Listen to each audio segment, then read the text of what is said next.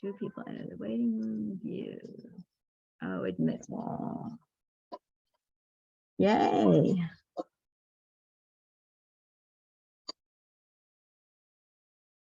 Oh, I've got it. I'm still trying to admit people. So Jeff, you are on mute, but that's okay. Let's see who we have here. I'm going to go off video too for a little bit because I'm eating lunch or dinner. So okay. we might all get hungry watching you eat there. So all right, so we have Jeff, we have Jude, we have Alex, we have Connor, we have Christopher. Oh, and I have to keep an eye on the Zoom to see if I need to. Nobody else is in the waiting room. I know we're supposed to have Ed. Well, we have a quorum. The good news is we have a quorum of the ZRC, but Ed did plan to come. So I'm going to call Ed. And we are we being recorded? No, you know what? It is being recorded. There we go. See the recording light on. Yeah.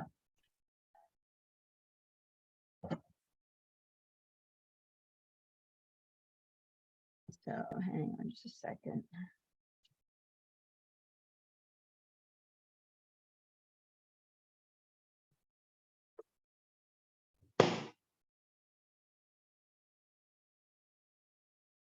And I had talked to Ed, and I did expect him to be here.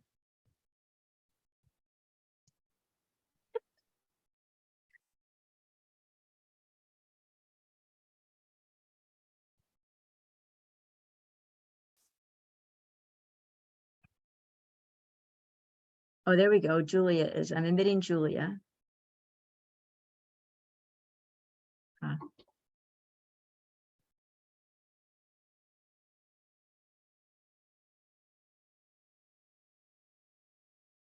Hey there, Ed. This is Laura. Just a gentle reminder, we have our ZRC meeting. Hope to see you on there. I sent the Zoom out a couple of days ago. Thanks. Bye. And we have Julia, and in the waiting room is Deborah.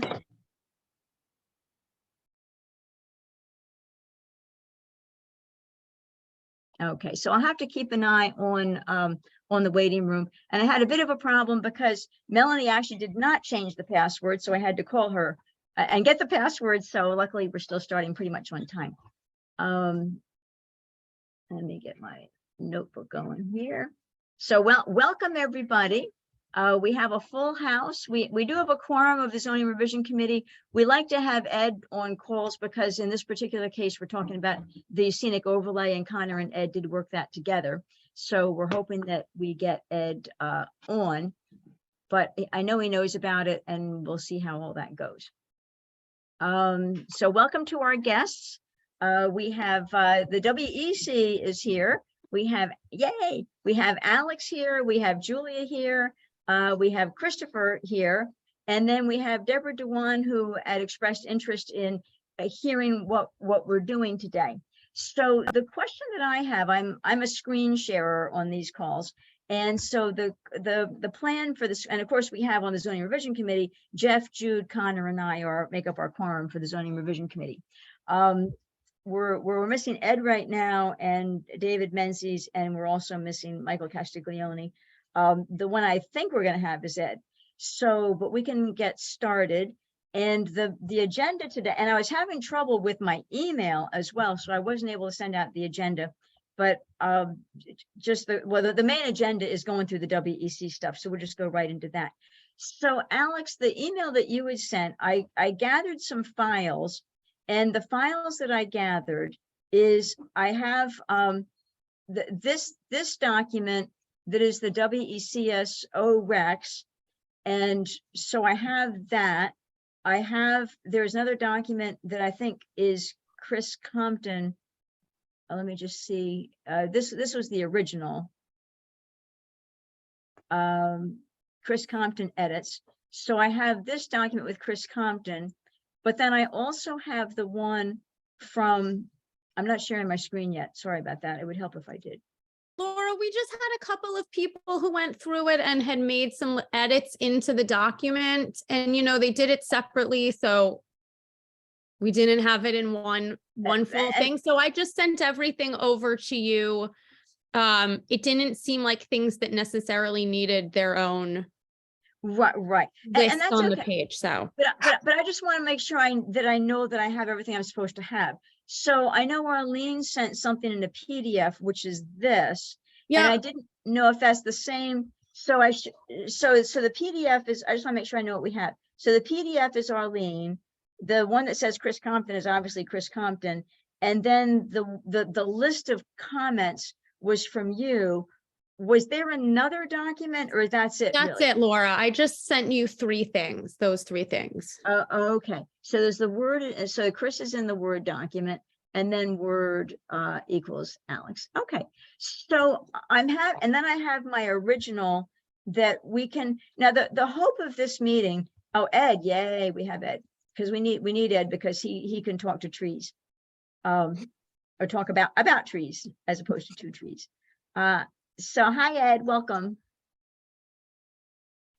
Yay. Okay, so we're just getting started. So I was just verifying what Alex has sent us was 3 files, and we'll go through the information in the 3 files. One of them was sent by Alex, but then it was sent by Arlene because it shows up better. So the question that I have, Alex, so the goal of this meeting is for the zoning revision committee to understand the intent and purpose of the recommended changes and to ask any clarification questions. And we might have some discussion right now, but then we also might not. The true goal of this is for the zoning revision committee to understand, again, the recommendations. We may or may not reach decisions on this call, but we'll just kind of see as we get into it whether, how people are feeling, if they have questions, if they're confused, if they want to go offline and think about it. So we'll figure out what the next steps after we've seen what you have to share. So my thought is, since I am screen sharing, is Alex, I'll do one at a time. Do you have a sense of whose input I should be looking at first? Right now, it's the PDF from Arlene. I've got the Chris Compton list, and then Alex, your list. Do you have a recommendation? I would just say that the 2 documents that have edits, Arlene's and Chris's documents with edits, are for the most part just, grammar types of things, word swaps, language here and there. The document that was the Word document was really just an aggregate of all of the questions and comments that you've probably already heard a lot of them in our last meeting that I put together. Those are like bigger picture things. So you may want to start there. And then, this stuff is like, do we want to swap this wording out? Sure. Okay. So we'll do that first. But before I go there, I just want to make sure that this file of Chris's is the current file, because I see all the updates over here, and all the the red line is, I think, my red line, and I guess I can't tell whether, as I look at this file of Chris's, I did red line. Is some of the red line Chris's, or should I be looking over in the comments here? So I think if I can just jump in, it sounds like Alex was saying like we could probably review Chris's and Arlene separately. They're more just kind of touch up editing stuff. Right. But I just want to make sure that what we're looking at with Chris's, that we can tell what he did. That's all. I just want to make sure that we have what we need to be able to do that. Laura, later. Chris here, let me just follow up on that, seeing how you have my my file open. Where it has the commenting on the right, those are the edits that I made specifically. So if it included an edit that I worked with the document that I thought was the most current one. Yep. So I just left it alone and used the formatting that was available to me in Word to add or subtract a different narrative that I wanted. So you can see where I've inserted things versus what was in the body of the text prior to my looking at it. Right. Okay. So your stuff is probably in black, right? Like here I see black in black. I see Julia has her hand up. Yeah, just to clarify, I saw a version where his changes were all blue, and we can send you that version as a PDF. For some reason, these things get tangled when they get sent, Well, I think that makes the most sense. Honestly, that would save a lot of time. Okay, so somebody will resend, somebody's gonna resend Chris's in a PDF so that we see blue. Okay, Right. Yeah, but the text is going to be the same. It's just a matter of how you edit when you get into it. But it'll make it easier for you to understand what's yours versus his. Yeah, usually, yeah, sometimes it's obvious, sometimes it's not, I guess. That's my comment. And most of my comments are fairly self-evident. Alex used the word swap. In some cases, I emphasize certain things. Sometimes I suggested taking things out in total. And sometimes I said, hey, here's a bigger question that we need to resolve. Normally towards the end where I was concerned about enforcement and notification. Those were the areas I had the biggest problem with. yeah, okay, well, let's do, I don't know if anybody has Chris's copy that you could be sending as a PDF and send it to me while we're on the call here, because then I could be looking at that before we're done. So I don't know if anybody has Chris's blue copy that they can make a PDF and send, but we're Actually, his is the only one I haven't seen yet. I'm not sure if I missed it, but I have everything else. yeah, okay. So with all that being said, and I'm gonna just check participants and make sure I don't have anybody in the waiting room and not realize, no, we're good. Whoop, there we go. Okay, so what I'm going to do is I will go into the file that Alex recommended we go to first. Although I will ask again, is anybody actually sending me Chris's copy, or is everybody thinking somebody else is going to do it? I'll do that. I'll just. I sort of can go do it. offline and do that. Oh, I just saved it, Julia, so I'll send it. I got Okay. it as a PDF. Okay, that's perfect. Thank you. So we'll start with Alex's document. Now, if anybody sees a hand raised, I think when I share my screen, I don't see everybody. So if anybody sees a hand raised and I miss it, just call out that somebody's got their hand raised. So Alex, do you want me to talk, or do you want to talk on these? This is your item. I guess we can do it however you want. If you just want me to give you an overview of what some of our concerns were, we could start with that. Okay, and I'm trying to, I had this thing up too high, I can't move it, but I'll use my finger to move it. There we go. Okay. So why don't we kind of take them one at a time, and yeah, so anyway, address the following: intent, enforcement, and wording. So I'm scrolling up so everybody's looking at intent. So we'll talk about intent first, if that's okay, Alex.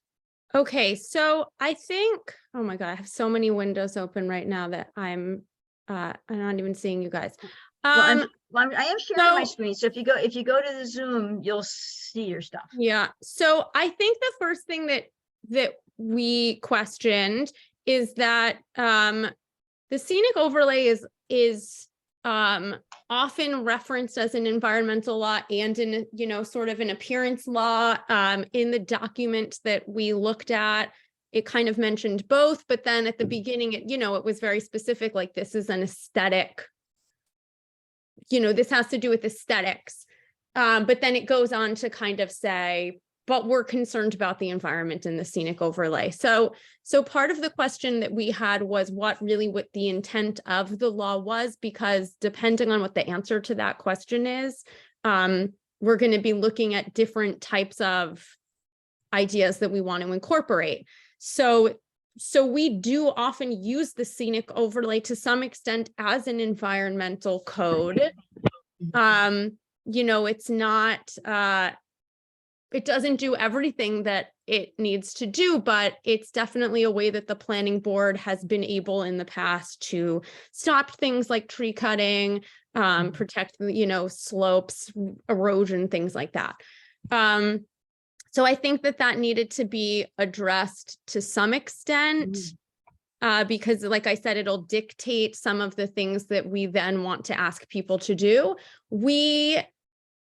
At our last meeting, we felt that it was really important to do this either in tandem with or subsequent to revising the tree law, because the tree law, which is a big chunk of this, is really missing a lot of the important pieces that could be a good basis, like a good base of strength for the scenic overlay law, because it would cover things like, what about trees that are not in the view shed? What happens to trees that get cut down? How does that get mitigated? What is the enforcement? Things like that. So we had really felt that those things we might want to address at the same time. I know the tree law wouldn't be with your committee, but if it was something that could be worked on kind of concurrently, so that we didn't end up with one law that was less strict and then another one that was more strict, and it got more confusing down the line. I guess if I can jump in there, this is all a bit subjective maybe, but this law was drafted, I think, back in '89. And to me, when we talk about the scenic overlay, scenic says a lot to me. I mean, it's a natural aesthetic resource that we're talking about. Now, in my opinion, the law goes beyond that, and to me very clearly makes through that any type of operation within the scenic overlay would be under scrutiny, not just the escarpments and the view shed.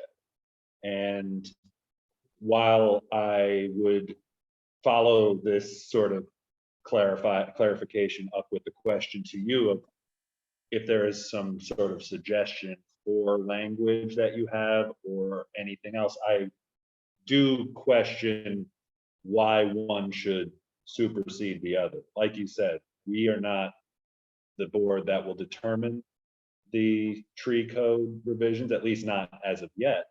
I'm certain if that gets kicked to us, I mean, I say let's go for it. But the truth is that I'm just going to put this out there. My prerogative here is that I've been working on this since 2019. We're about to hit building season. And the last time I drove my mom into town, I didn't say anything to her about this, okay? This was not something we were talking about. She just looks up and goes, what the hell happened to the hill? And so while I am totally sympathetic to wanting additional clarification on it as an environmental resource, I think the teeth are there to protect it. I think it could also serve as a guideline to enforcement and remediation for a to-be revised tree code. And from there, I would kick it back to you and say, if we could make, if you feel the language perhaps in the intro or something could be strengthened to say this is also emphatically an environmental resource that needs to be protected, what would you suggest we do? Yeah, and before we go back to Alex, I was talking to Ed earlier, and as we say, well, the ZRC is not doing the tree law. However, Ed is a member of the tree committee, and Ed, who we're lucky to have on our ZRC, is actually working the tree law. Ed has been actively working the tree law, and Ed, I didn't know if you were willing to provide some insights to the group about the purpose of the tree law versus the purpose, your view of the purpose of the tree code and the updates you're working on with the tree code and the purpose of the scenic overlay in regard to trees.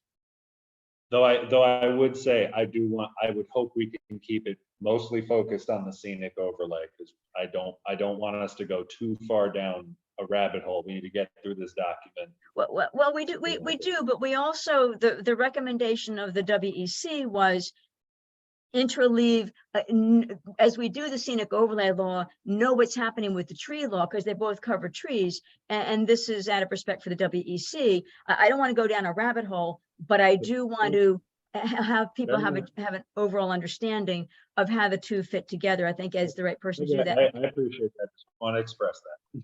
Yeah. Okay. Yeah. So we'll try to keep it out of the rabbit hole. So we'll talk about it a little bit, but we'll try to keep from going too far down the rabbit hole. And so, Ed, I know you were on mute. So,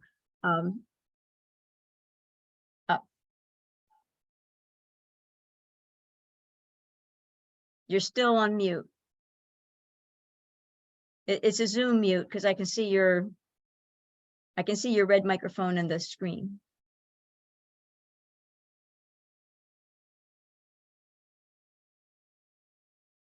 Still there, bud. Yes. You're good now, Ed. Yay, there's Ed. Well, I've been on the tree committee for 8 or 10 years, and during those years, I have made attempts to get the board to modify the tree law. The first version I wrote, Jeremy Wilbur turned down. And then in subsequent years, Gay Lenhart has come aboard the tree committee, and she's very resourceful. And she has isolated text from the tree laws in nearby or not so nearby New York towns. And we have added some text and language from those tree laws. And then we propose adding tree law protection down Rock City Road from the Village Green to Glasgow Turnpike, and to increase the distance from the road from 20 feet to 30 feet on either side of the road. And the same for Route 375 to Maverick Road, and the same for Route 212 from Plockman Lane out to Bearsville Bridge. And then there are other changes we would propose to add to the tree law regarding the width of trees included in the protection along the sides of these key roads, and also the penalties penalties text for the law to stiffen the fines for egregious violations of the tree law. And those are some of the things we've worked on. And Gay and I have created a rough draft of this, but it's, you know, life has, you know, COVID intervened and things like that. So, but Gay and I are in touch on this, and been discussing further refinements to the text of the law that we put together. A couple of things for background in case people don't know, but Ed was part of the original writers of the zoning law, so he knows a lot of history. I see your hand, Jeff. I'll get to you in a sec. So Jeff has not Jeff. Ed has a lot of history. And I had two things. I was going to say something else. Oh, but the other thing, Ed, is it would be good if we can also. Oh, the other thing I want to say before this is that the tree law is in fact not in section 260. Section 260 is the zoning code. The tree law is not actually in section 260. It's in a different section. So it's not actually considered zoning law. But the other thing is, I think part of what the WEC, because I was at the WEC meeting when this was discussed, part of the question is, well, we've got a tree law, and then here we are talking about trees in the scenic overlay law. So it would be good if there was some clarification that said, how come we're talking about trees in the scenic overlay law? Because we got a tree law. You know, when do you look in the tree law for information about trees? When do you look in the scenic overlay law? You know, so that's gonna, go ahead. The scenic overlay is largely in the R8 district, and the definition of the R8 district is it is environmentally sensitive. It is prone to a lot of natural disasters like flooding and fire and stuff, and it's contiguous often to the state forest. 60% of Woodstock is state forest, so the R8 district has most of the scenic overlay places in it, and trees and the escarpments and the mountains are of inestimable value to the economy, if nothing more, of Woodstock. People come back to Woodstock year after year, after decade, and now into a new century, marveling at the scenic overlay. And we need, just for the economic aspect of the town of Woodstock, to protect this valuable resource. And so there, of course, there's a description of protection of trees and fines for illegal clear cutting, because we have, in the last 30 or 40 years since the zoning law was passed, we've seen egregious violations of the scenic overlay in terms of clear cutting, a number of times. So we've stiffened that in this new proposed law to increase the More penalties. recently. Yeah, well, and let me go to Jeff. Connor, I'll get back to you, but Jeff had his hand up a while ago. So I'll get back to you in a sec, Connor. So Jeff, why don't you weigh in if you'd like to? You Gotta are get it. muted, Jeff. So clearly we need to deal with environmental stuff, but I think if we try to wrap environmental stuff into what we're doing now, it's going to be another 2 years before it gets passed. That's my concern. We put our focus on the current code we're proposing as, I think, a scenic visual code. If we start now going back into trying to add environmental stuff, I think it's going to get very complicated and it's going to take a long time to get it done, and we're not going to make this building season. Yeah. You know, I let me finish, Sorry. please. We've also, you know, there's also other code that's in process that looks very specifically at environment and slope. There's a change in how, there's a proposed change in what can be built, what slopes can be built on in the Housing Oversight Task Force work. So that's already in process too.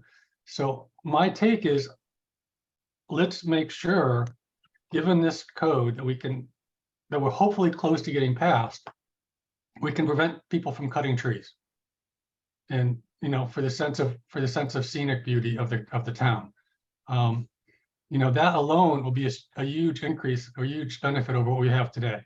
So if we get bogged down in, is this environment, is this scenic, is it scenic, we could be here another year.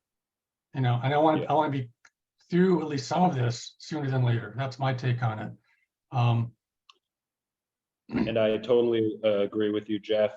But, you know, just to address Alex, I would say that despite this being a scenic law, a law that is targeted at the aesthetics, I think not a happy accident, but a inevitable byproduct is that this is an environmental protection. We are not just targeting the escarpment. This is meant to, this encompasses the R8 and scenic overlay. And just to, I don't want to jump too far ahead, but just to some other points you raised, because I did read the document you sent over and some of the edits. The reason we want to say like a hard 1,200 feet is because this is about visual integrity. There may be 1,100 feet from here and there. For example, my home is at 1,100 feet. If I were to cut trees over on I guess it would be the west side, there's a mountain right there, no one would see it. I'm not doing that, I'm just saying I could. But if I turn southerly, southwest, and I cut those trees down, everyone's gonna see my house. Everyone's gonna see my house. So that's a reason for that. But to a point where I definitely agree, maybe we could easily insert some language that would add clarity. Is just as an example, yes, the reducing the scope of a project should always be seen as more preferable and not essential to the buildability of a lot. And I think that's an easy tag to put in the definition of non-essential. And I agree that that's clarity we can add easily, personally. But, so I'm sorry, please continue. Okay, let me just get some notes here just to make sure. And I'm doing it in front of everybody, so, okay. Should add some, I should add some intro words to state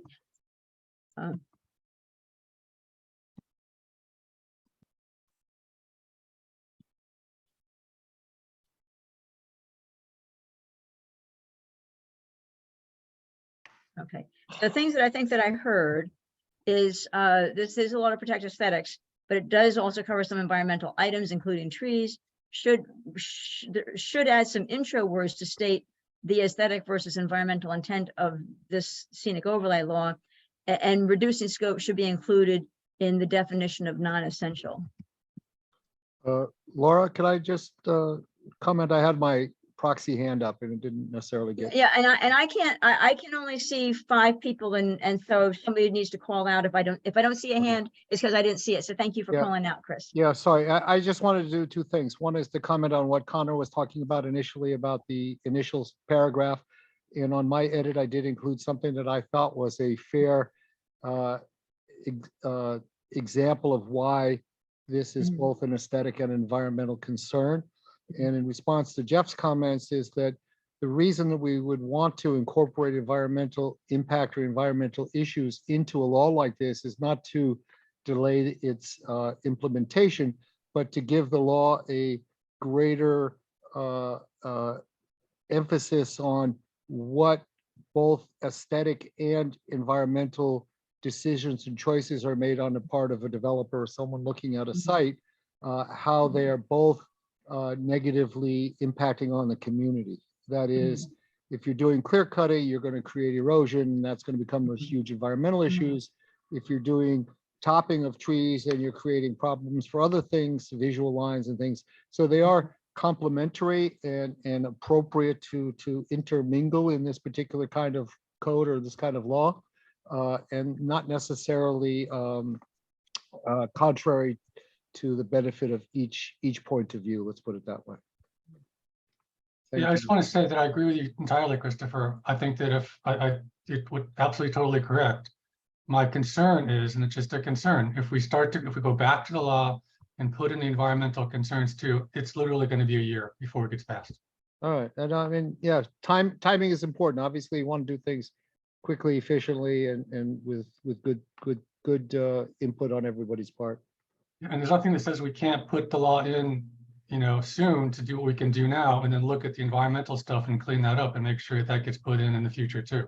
Yeah, and I propose some edits. Some of them are easy to understand and easy to implement. And others are Yeah. probably a little more protracted in terms of understanding and how they might impact on the overall concept. Well, I think that what we're going to, my sense is, and I understand we want to push this through, and I get it, but we're at we have meetings the second and the fourth Monday of every month.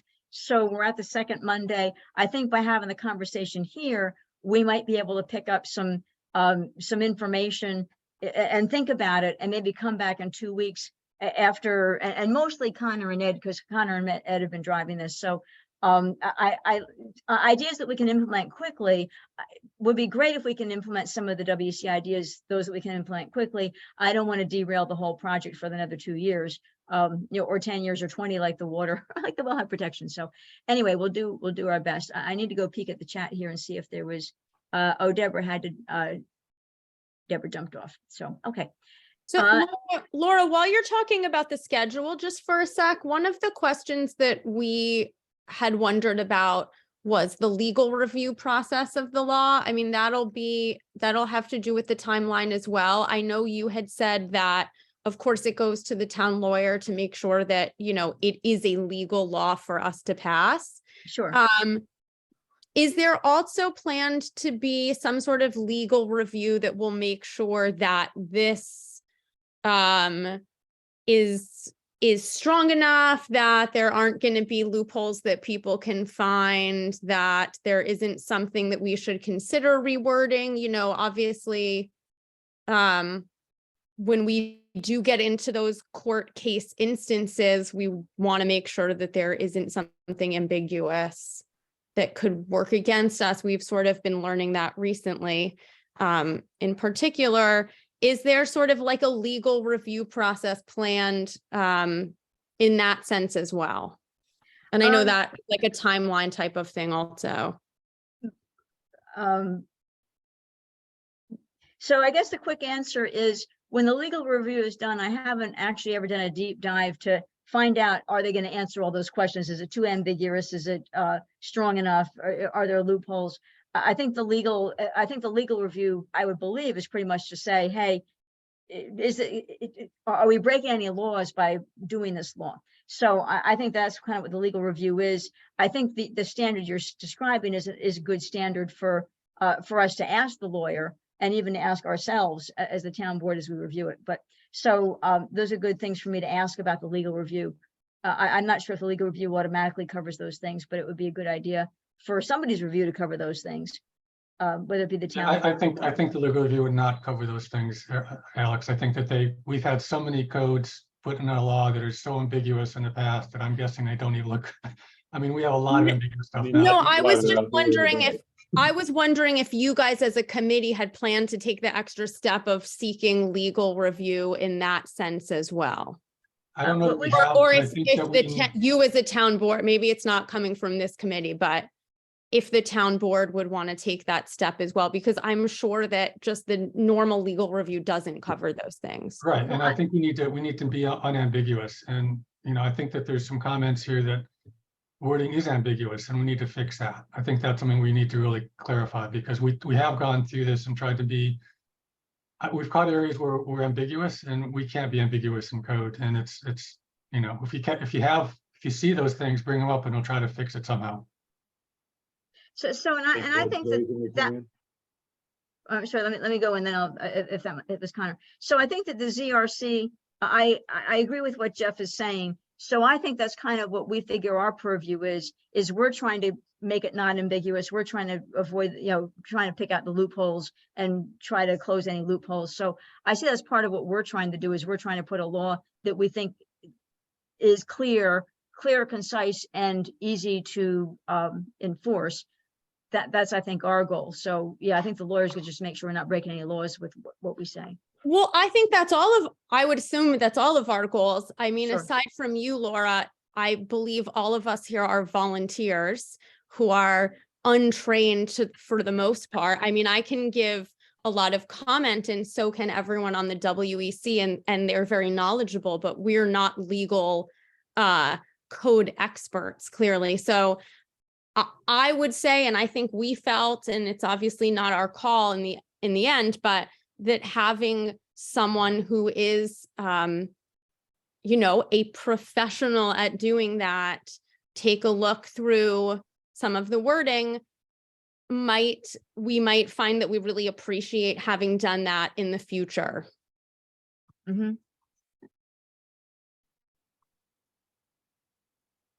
Jude's got her hand up, so does Ed. Okay, go ahead. Let Ed go. I'll follow. Oh, you're good. You're Jude. Let Ed go ahead, and if I need to. Okay. No, the point is that the scenic overlay text in the zoning law has been there for 34 years and has withstood many a developer coming into the scenic overlay and wishing to clear cut or to put up something in the scenic overlay district. And the law, this section has held up. And what we are proposing is some additional, we've had issues of clear cutting in the scenic overlay, and we wanted to strengthen the provisions for dealing with someone who either clear cuts or lops too many branches and parts of tree off in the scenic overlay to deal with this problem. And so this language, I mean, when it goes to the town board will send the law to the county planning board, for instance, and the county planning board often looks strongly at zoning proposals of the town of Woodstock, and they send back their recommendations. And there are certain circumstances when they put up objections to sections in zoning changes that the town board will have to have a majority +1 to pass that law. So there is oversight and from the county planning board, and there are other involved agencies to whom these changes are sent. Yeah, Anyway. and the Woodstock Planning Board will look at it as well.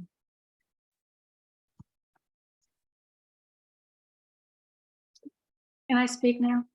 Yes, please. Okay. I read over these documents and I would like for us to go through them tonight and maybe make some decisions about what we're willing. Some of them are purely semantic and don't really change the intent or the meaning of the law. Mm. Some of them are specific ideas, but I would like to see us go through it tonight and not put it off for another 2 weeks. Yeah, okay. Well, so with that in mind, so we'll for now move on to the enforcement.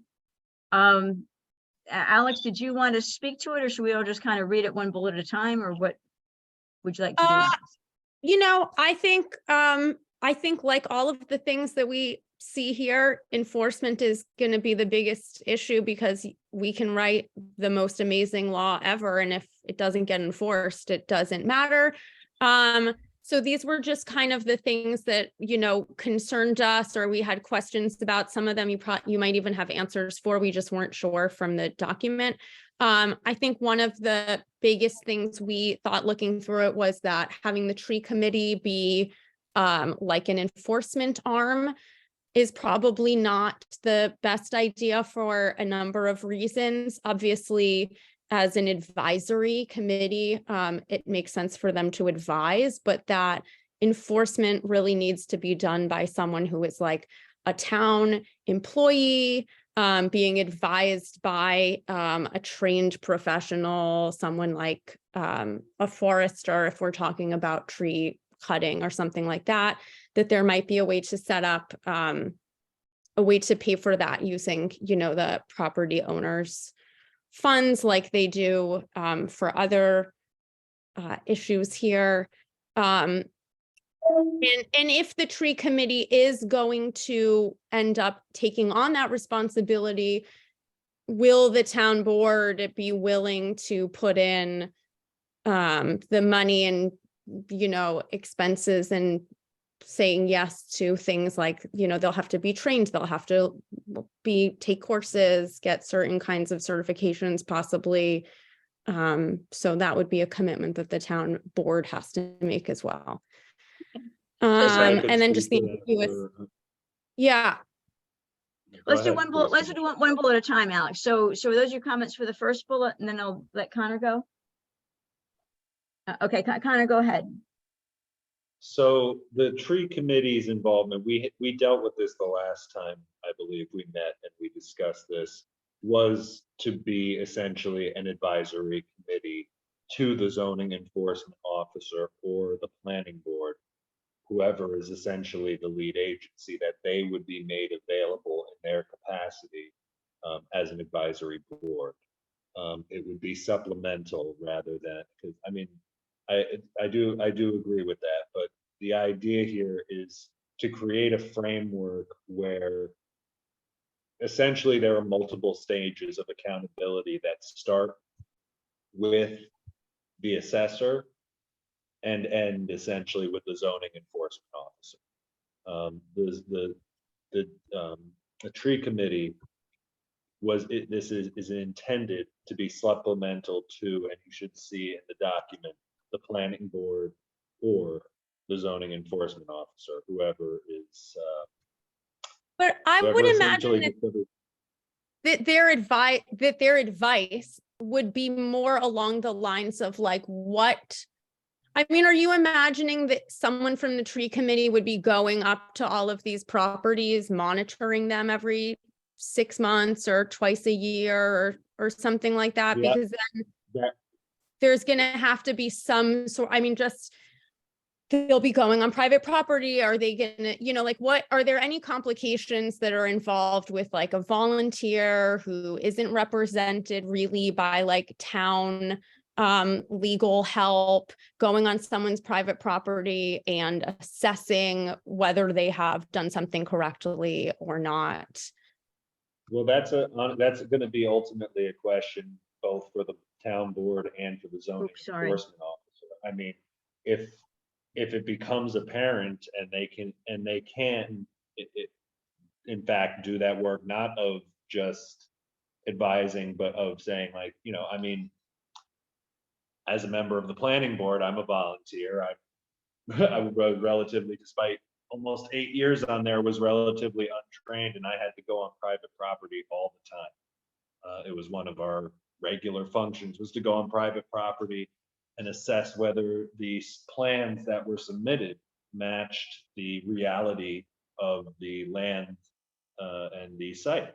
So it doesn't seem too out of pocket to me to expect that if someone, whether it's if we're talking about the kind of egregious violation that would require a biannual or annual check-in on the health and growth of the remediation plantings, then it doesn't seem so strange to me that we could perhaps lean on a volunteer board.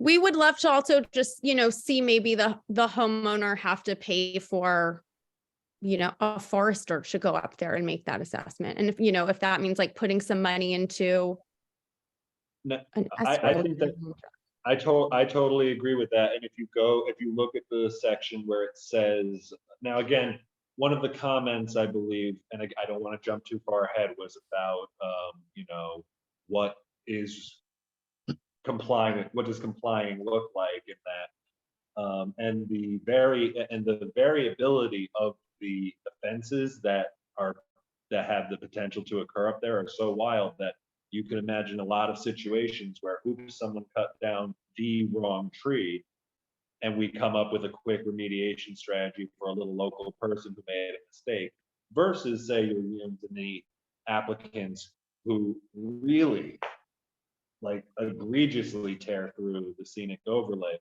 And in those cases, a forester could eat as part of a remediation strategy, which would be negotiated through the town, through the zoning enforcement officer, could be paid for in escrow via the fines that we collect. Because another issue that we look to address in this is what happens when you have a totally unresponsive applicant, or they sell the property and it just goes on to the next person.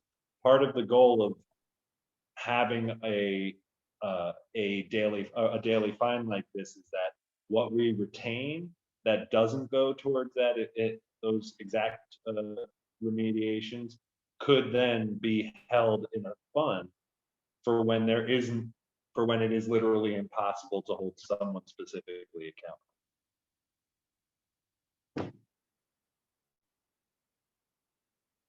Okay, well, so we've had discussion on the first bullet. I'm not sure if there's more notes that I should add in blue. I'm just kind of making a couple of notes.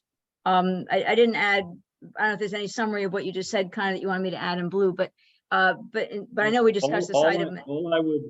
All I would add, if anything, is that a forester would be hired at the remediation planning phase. The tree committee could be involved. They could essentially, just like we have site reps at the planning board, you could imagine a world where the tree committee has a volunteer per violation or per site that attends those meetings, familiarizes themselves with the violation, and after the forester has done their due diligence and come up with a remediation strategy that is agreed upon by the town, the planning board, and or just the zoning enforcement officer. From there, annual checkups could or could not perhaps be left to a volunteer committee like that, because again, the scale of potential when it comes to these violations is it's not infinite, but you get what I'm saying. It's a wide spectrum. So we'll think about that. I know as Jude said, we want to get all the way through this. So let's go to the next bullet and talk about that, so that because we do like to make sure that we don't go beyond an hour and a half, which would take us until 8 o'clock. So anyway, so the next bullet, Alex, I don't know if you want to speak to that. Much of the wording in the code remains ambiguous. Sure. And I mean, Jeff, I think we spoke to it a little bit already. Just we run into a lot of the time here, wording not specifically with the scenic overlay that, what does it mean to minimize tree cutting? Does it mean what we think, or does it mean what a developer thinks, or and I know you guys did actually, I thought there was a lot of thought put into some of the definitions section, but that it could even be tightened up a bit more. And did we want to have some comment on, I mean, I'll you know, what do we think the town should be looking like? So if we say, you know, we want the lot, okay, the lot, we have to like respect the buildability of the lot, right? We don't want the trees to get in the way of the buildability of the lot.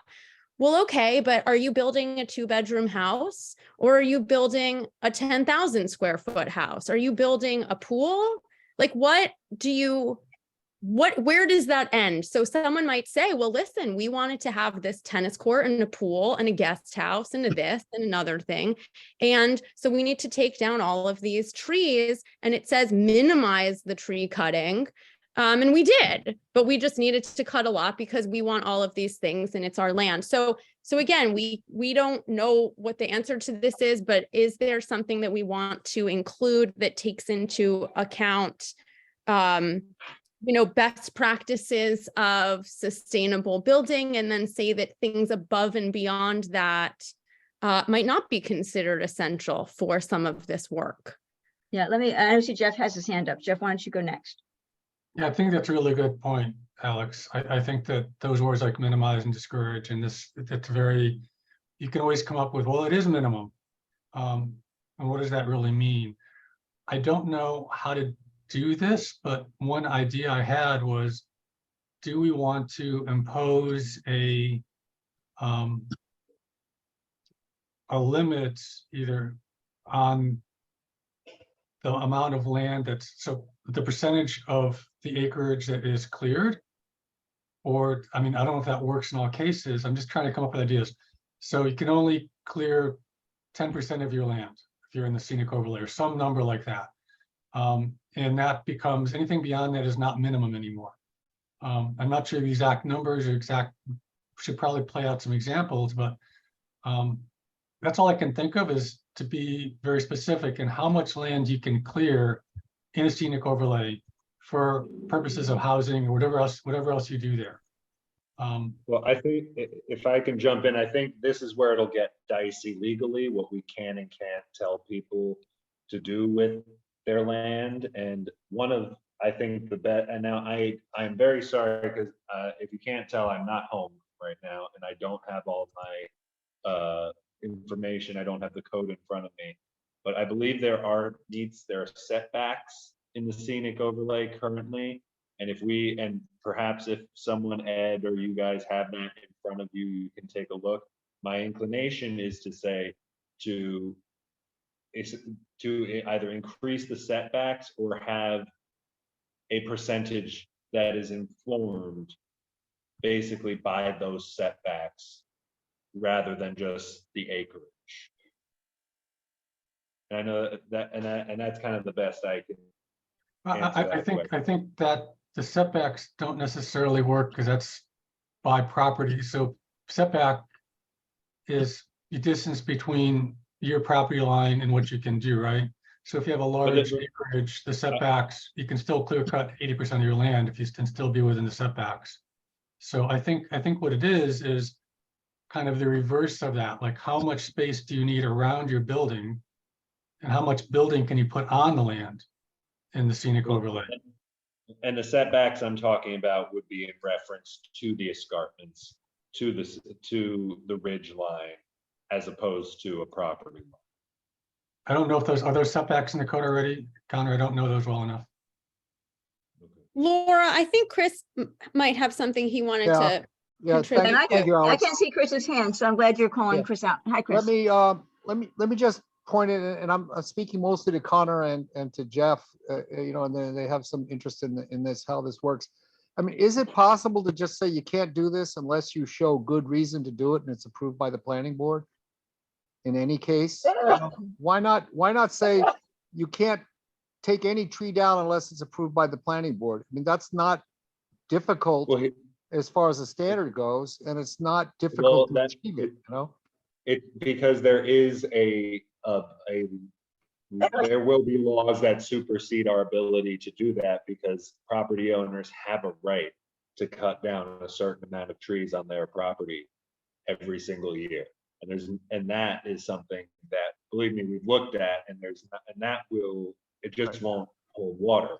But if we were to increase again, maybe we can come up with another word for it, but the setbacks on the escarpments and on the visually prominent ridge lines, then by proxy, we will be protecting more trees and protecting the scenic integrity, which again is the main crux. And you might want to call it of a buffer versus a setback, because Sure, when above, we talk about wetlands, we talk about a buffer, right? So the goal is to minimize the impact on the wetland due to this encroachment on a part of, the built environment.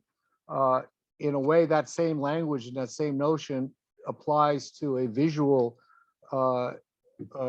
impact on something that's a feature, be it a ridgeline, escarpment, other natural features that take place. And some of us consider, for example, a tree line, an edge of trees as being a visually impacted thing. So all of these are there. I'm familiar with, and we've talked about the question of, logging and commercial logging and forest harvesting and maintaining, tree growth due to pest infestation, things like that. These are all important considerations, but giving the law some validity and some, don't just assume that, well, you can't enforce anything about tree cutting. Write it down and just give the option of saying, hey, we don't want you doing these things unless somebody's looked at it and you've shown us that you're doing the best possible. And Alex used the term, best practice, and anybody can see that, well, are you using best practice or you're just going carelessly out and hacking down trees, which is what we're trying to avoid. Well, I think that becomes judgmental too. If you leave it to a judgmental panel like the planning board, then that becomes a judgment also. So I think we do need to have very specific rules that the planning board uses too. It's not just, I got you. So you get a planning board member out and he says no, but you get the next planning board member and he or she says yes. Right, but the people that are perpetrating these kinds of problems are cutting the trees and asking for forgiveness later. And I think that's the challenge that we're all up against. And I think there's definitely a challenge. And I think that we, I do feel like we can come up with something about how much open space you can have in the scenic overlay. I mean, we have a size of housing, the maximum size of housing, right? That's a Woodstock thing. There's a maximum size of a house. There's a maximum number of pools you can have. There's a maximum, we have all those things that are maximum. Then we have a maximum amount of clear space and scenic overlay. That surrounds your house. If I can just, I'm so sorry. Yeah, go ahead, Connor. And please forgive me if I jump on anyone. I'm in Mexico right now. My connection is not the best. Y'all are a little choppy. Very sorry. It's going to happen. It's probably going to happen again. So if I in the time I've spent doing this, again, we're going to be sending this to the town board. The town board is going to have to approve anything we say. And if I wanted to add something tonight that was going to address this, I would just fire from the hip. Let them kick it back to us. They're going to have other comments anyway. But I would say you put 100-foot buffer on the ridge lines and escarpments of the scenic overlay and say you cannot build into that 100-foot buffer. And let's see what they think of that.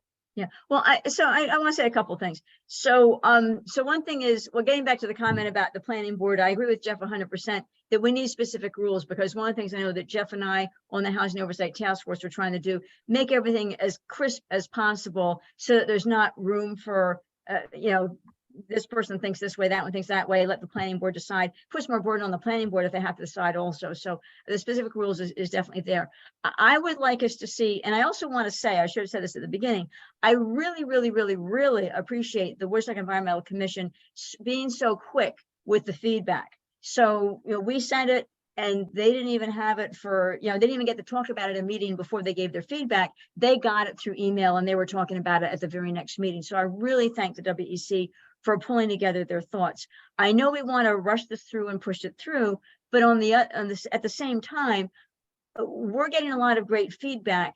And the earlier in the process, it makes sense for us to think about this feedback and I think decide what we want to do about the feedback now, rather than saying, well, we could just send it to the town board and get this feedback, come back later. Well, the WEC is going to give us this feedback when we get to public hearing. We're getting the feedback now. Let's think through, things are not going to be a perfect world and we're not going to be able to solve everything. And that's just, I think, life and zoning laws. But I would like to see us think through everything we're discussing tonight. And maybe Connor, you and Ed, I know you're in Mexico, but you know, we're in the Zoom era and we're in this, we can pick up the phone and call each other and whatever. So I By that same token, though, I appreciate that, but I'd like to discuss that as a board after after we hear the rest of the WEC stuff out, and I would rather stay here till 8:30 or 9 o'clock tonight, like given the time we put into okay. where it So goes. for a point of clarification, we can definitely discuss that after after this back and forth discussion is over with. We can definitely discuss it as a board, but this is an open meeting and I'm not kicking change. anybody off We the can only call change because, this going forward. So I'd like What's to, that? let's yeah, so I'm not kicking anybody off the call. This is an open meeting, so we can be discussing it after we go do the back and forth. But everybody is, you know, by law, everybody can be on the call. So anyway, I let's just have talk a about, question, just a suggestion. Can we legally say that you cannot cut a tree within 25 feet? I'm just making up a number, 25 feet from a building in the scenic overlay. I mean, is that something we can say? Does that make sense to say that? well, Does people, that solve the problem and make and clarify, you know, essential, and does that help clarify? And does that work?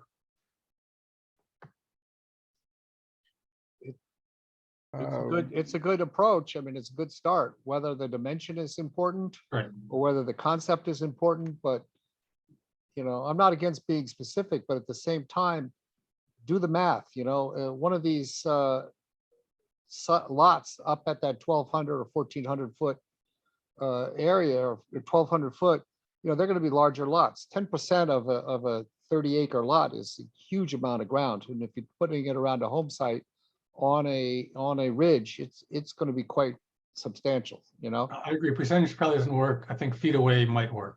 Yeah, I mean, Yeah. creating a you know, then people will say, well, that's too close, the trees will fall onto the house and blah, blah, blah. You know, there's a lot of back and forth. So, you know, I have, at my property, I have trees that are average 100 feet high.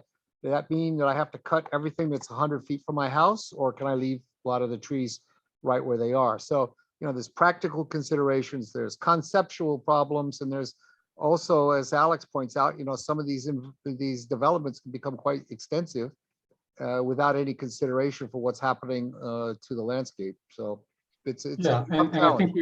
think we all have trees that can fall in our house as we exist now, but we sure. let those trees go because they're healthy. Yeah, If a tree starts to become unhealthy, then obviously we cut it. Is correct. there a legal way to just say that beyond a certain point of development, we have the right to, you know, put greater thought into whether we allow that permit? That's kind of what I'm saying, Alex, is that the planning board should have some authority to accept or reject particular proposals based on any of these specific types of impact. Like, can Visuals, we, you know, can we give overdevelopment, anything. some specific of like, past this, we're gonna be even more circumspect, and then we can say, well, no, you don't need that pool, or no, you don't need that. It will take too many trees to get you that thing that you want. So it doesn't totally tell someone, here's what you can and can't do on your land, but it does say, like, heads up, here's what happens in this area. You're going to have some amount of leeway, not a ton, but if you want to go beyond that, then we may say no. Is the planning board able to do that, Alex? That's the concept here. Or are they willing to take on that responsibility? As long as we define what it is that they get to say no to.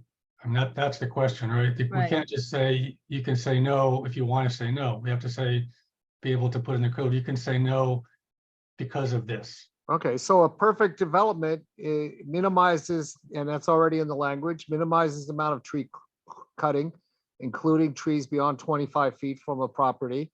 It minimizes the ability to install, you know, secondary structures, including tennis courts, golf courses, pools, guest houses, promenade, viewing spots, whatever else you want to add, and say, if you want to do all of those things, you better make sure it's pretty tight design.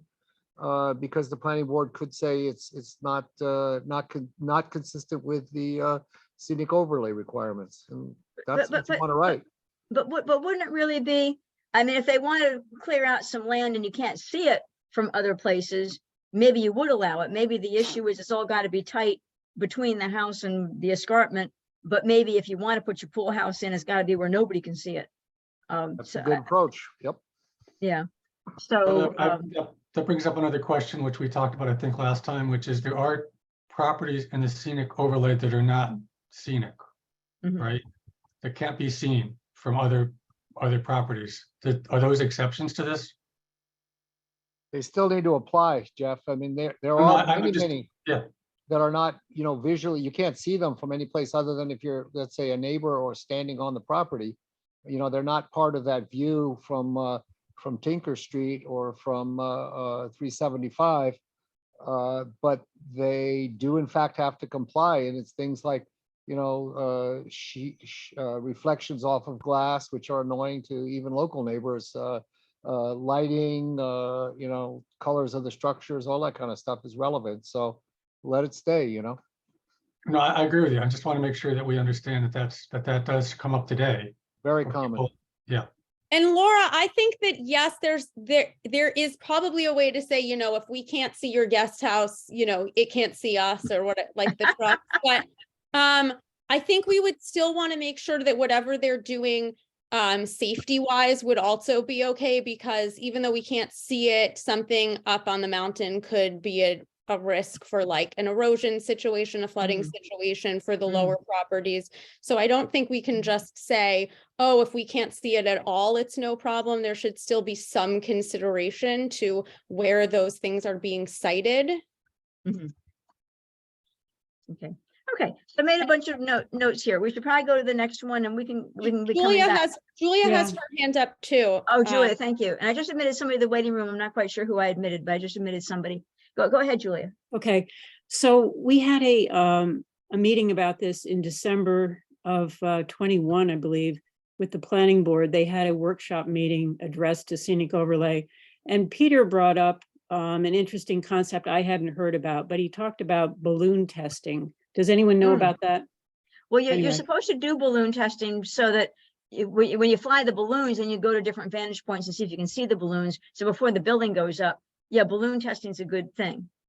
Is that something that we would want to build into this, to say that it's not just something that should be done, it's something that must be done?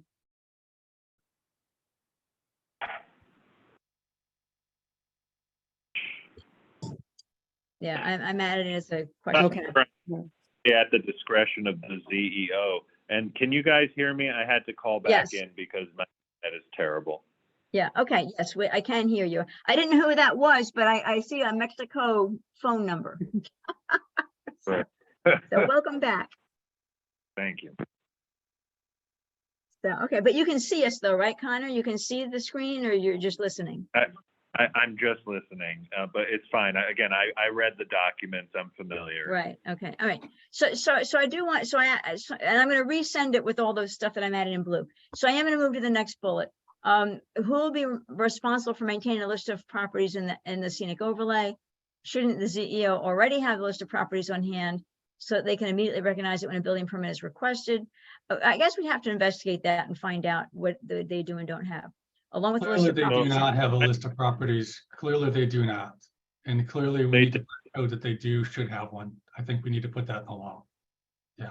'Cause we've known examples where I'm sorry, Connor. We've known examples where they did not tell an owner that they're in the scenic overlay. Yes, and we were talking about also the reason we had mentioned in the revisions at the purchase stage, the assessor is the person who gets alerted first when a property changes hands.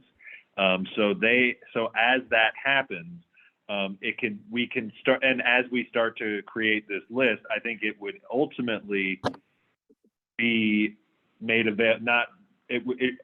Hopefully we can come up with a process where this is kind of automated. As we build the list, the assessor, when they clock in a property change, if it happens in the scenic overlay, it can ping on that list and just print out and generate automatically a letter that gets mailed to the new owner stipulating that they are in the scenic overlay and subject to 260-66, et cetera.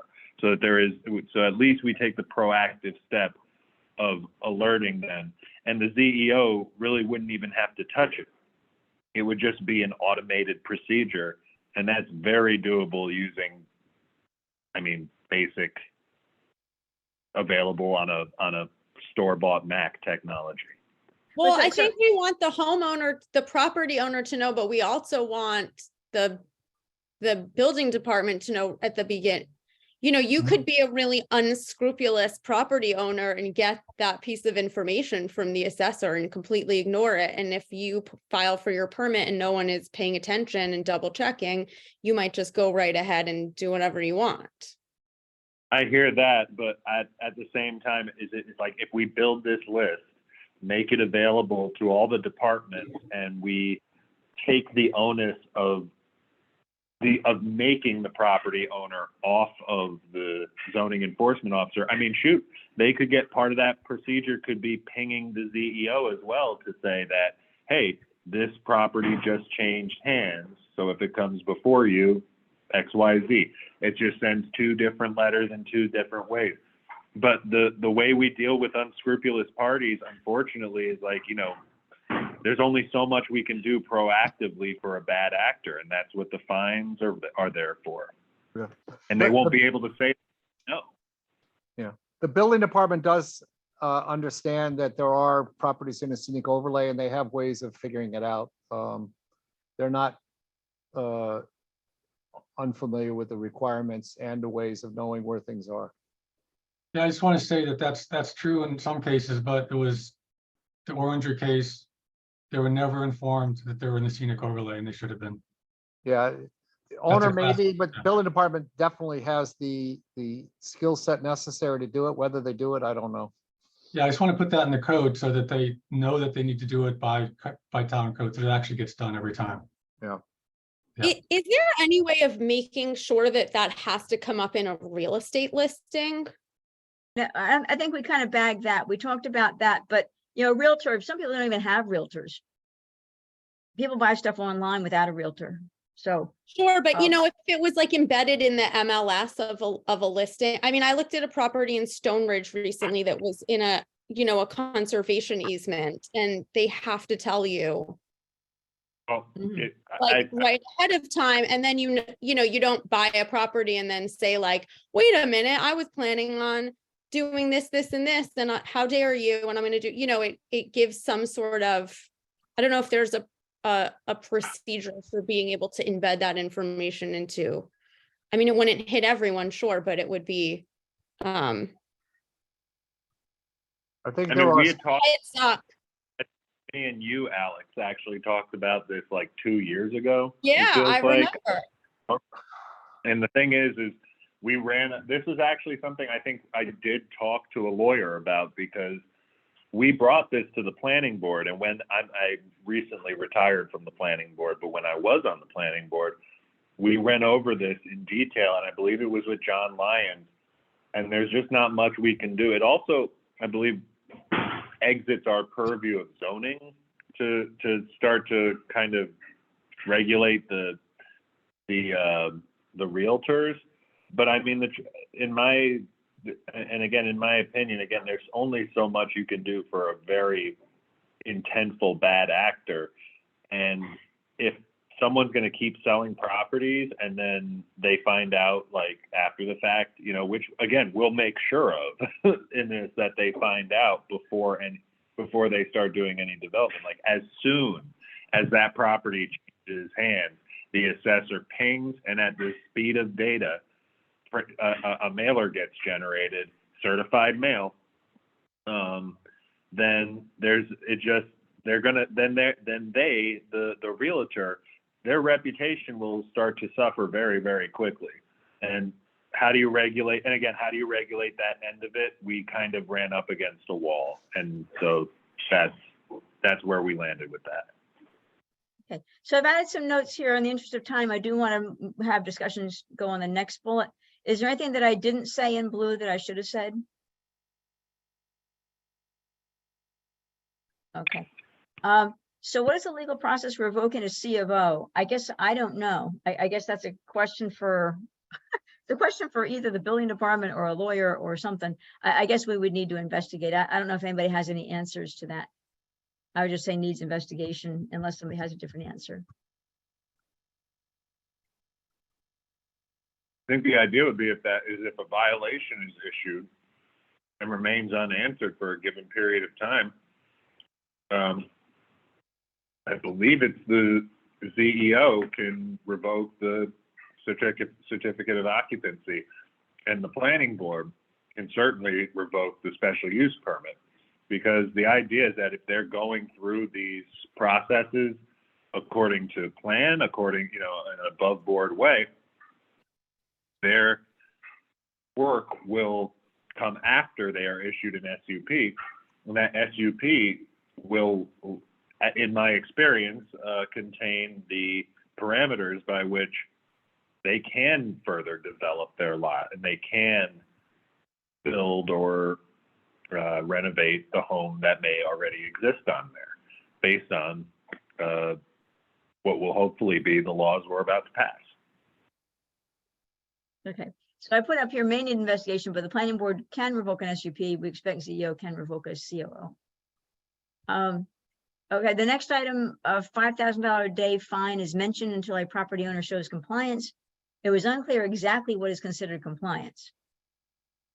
So we may need some clarification. Well, I would disagree with that because, and again, I don't have anything working on the internet, but I did read this part.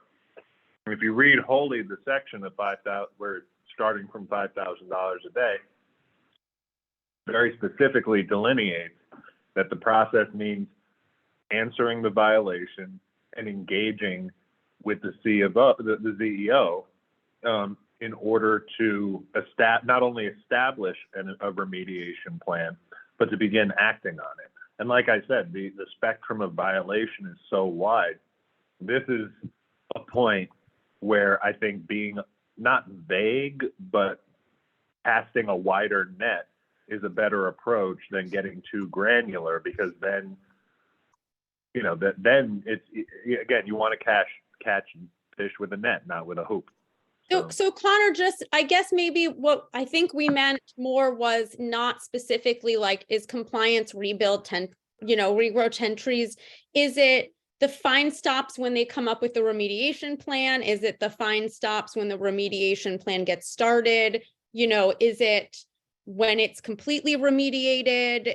I think that was more like, what are we looking at in terms of what is considered you're now in compliance? Yeah, I think if I can just jump in, for a sec. So I believe that the way we thought we had written it was that when somebody has to, the person who has done the wrong thing needs to have a remediation plan approved by the CEO. So they need to quickly get a remediation plan and quickly need to be approved by the CEO. And the remediation plan will specify what they're going to do and what the timeline is.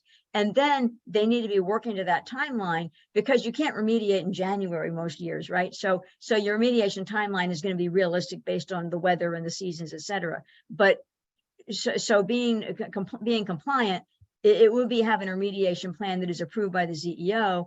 And then you file the applicant, or the property owner rather, following that remediation plan in the time frame that the plan specifies. I don't know if that helps. And it does. I'm just thinking of instances from personal experience where a remediation plan has allegedly been approved, but shows no signs of actually taking place. And then who's the person who's actually going in and making sure that it's happening on time? Who is making sure that the work has been started? And I guess maybe that it's more of enforcement, but like someone is going to need to be there to say they started this work at this date, you know, like I'm sure, Laura, we all know some examples of when this has not happened. And so if we are finding people by the day or, you know, in certain timeframes, like I think it needs to maybe be a little bit more specific about when that starts and stops and what the process of compliance is, because we do want to make sure that we don't let people off the hook once they just hand in the plan, I think. Well, yeah. Yeah, and in that, the body of that paragraph says the successful again, based on the success, the longevity and the permanence of the plan will determine when, not only when the fines stop, but when they, but how much they are. Now, I could agree, now I'm going off of memory right now, but perhaps then at the outset, if we say 2 weeks from the issuance of a violation or during any 2-week period of lapse in communication.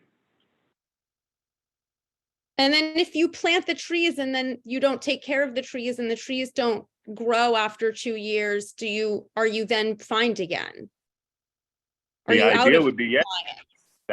that would be part of that would be a violation of the remediation strategy, at which point, again, for imagination's sake, the site rep from the tree committee would be going up there every so often, and that would be an agreed upon frequency within the remediation strategy.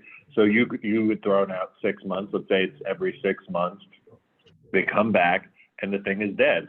Well, you got to plant another one, you know, and you got to keep doing it. And if it dies again, they're going to have to just keep spending money doing it. I mean, you know, but the idea is when we implement this strategy, it's going to be one that is considered and developed in a way to be successful. Like Laura said, we're not going to be trying to haul giant trees up a mountainside to plant in January. And at some stage, if it's egregious enough, a forester will be hired. So they will have everything they need in order to be successful. And again, while we want to assume that these paths we set before them will be, again, ones that should be easy to follow and ultimately lead to the regeneration of the area, we're also not, this law also doesn't assume that they're going to be totally compliant, which is why we're talking about it. So that's that, I guess. So I'm gonna just in the interest of time, just so we get all the way through this. So wording, a single term should be selected instead of alternating between applicant, owner, and landowner. In the places where decks and pools are mentioned, consider adding tennis courts. So those are kind of pretty straightforward recommendations. Any comments on those?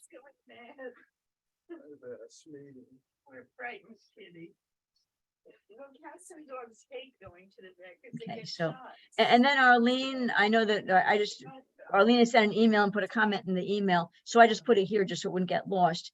Instead of forester, you would consider is either for the town or the landowner to hire a consulting arborist who is qualified in tree appraisals to understand the monetary loss when trees are illegally removed. That's an interesting thought, because yeah, maybe fines should be tied to the monetary loss when the trees are illegally removed. That is a very interesting thought.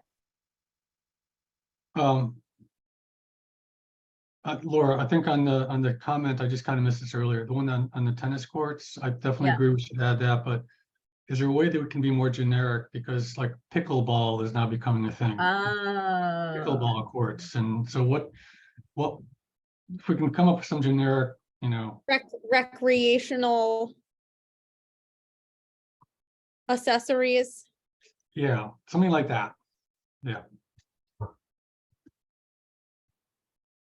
Recreational development must be, well, I mean, I don't know that we can say recreational development is not permitted, because I have a feeling we'll run up against a lawyer for that one and lose.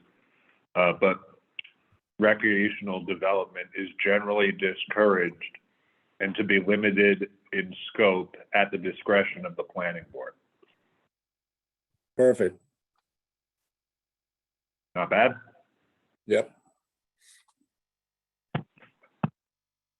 You know, another issue is keeping animals causes a need for pasture and open space. That's another consideration.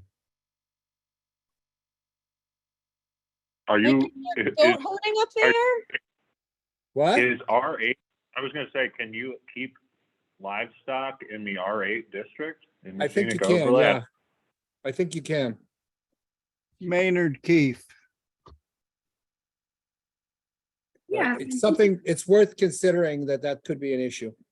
You know, I have to say here, because there are places where people do keep animals and they can't be seen from anywhere. I just don't think we can put that in the law. We're talking, I mean, because you're talking about if you're creating meadows, you're clear cutting, right? So right up, you're gonna come right up against that.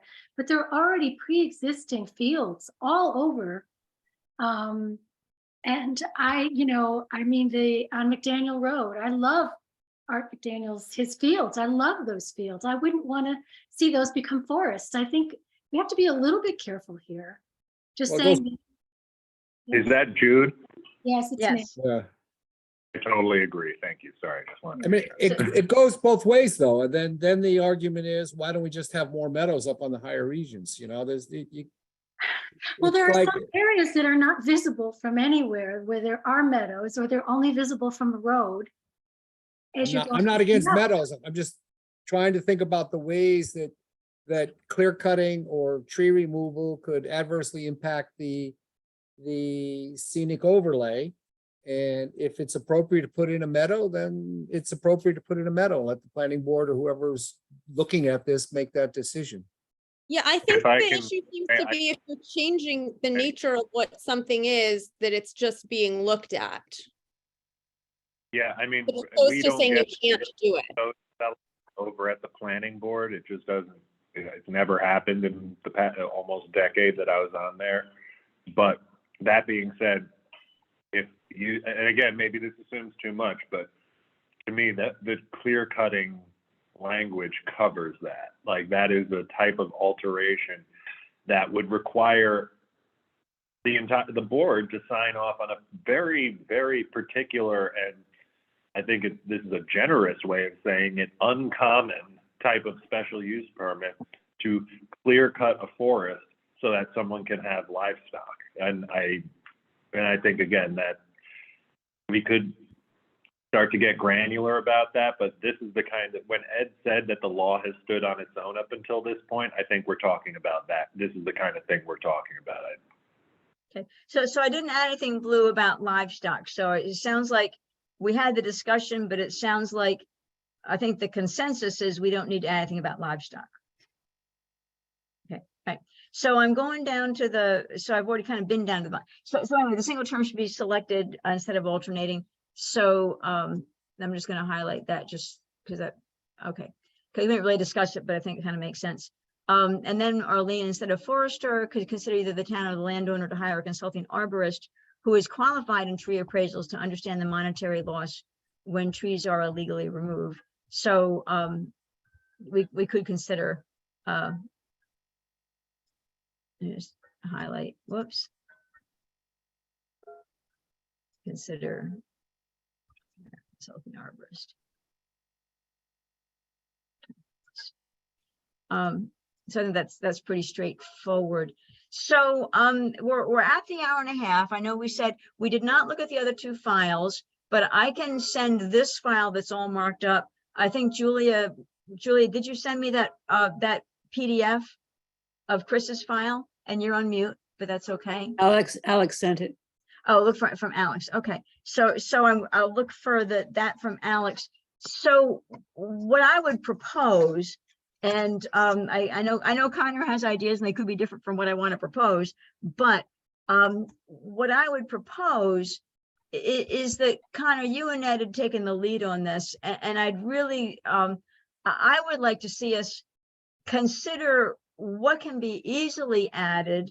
We don't want this, on the one hand, if we can get this out quickly, we might be able to get it before the whole construction season is done, right? We want to get, the advantage of getting out sooner rather than later is we don't want the whole construction season to go by and not have this out. So if I would like to have really Connor and Ed, since you've been leading this, step When back. is Connor back? I'll be returning February 18th. However, I mean, I would like to not adjourn tonight's meeting until we get the chance to discuss this really quick as a board. And that being said, before I go, I just want to thank again and echo Laura, thank the WEC for their input, and thank you so much for your timely input, because this is a crisis that's ongoing, and I think we have a chance to really tackle it in a meaningful, substantive way. And Connor, I have 2 kids here that I need to get into bed, so I'm not going to stick around and eavesdrop on you guys. If you want to have a chat afterwards, and I think we wanted to also extend that thank you to this group, because we really appreciate you guys bringing us on and letting us rant and rave to you and send all of our notes and things and take them under consideration, because we will rant and rave about every tree in the whole town if we can.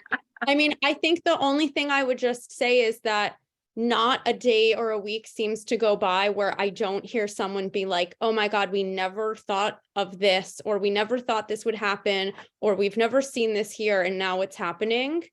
And so, the things that we are working on, the law has held up for this long, and those things are true. But I think we're seeing so many crazy things constantly that we're not expecting, that even if it does take, a little bit more time to make sure that we're looking forward for the next 20 years till we revisit this, knowing that everything we have up here is so valuable, not only aesthetically, but for the value it brings.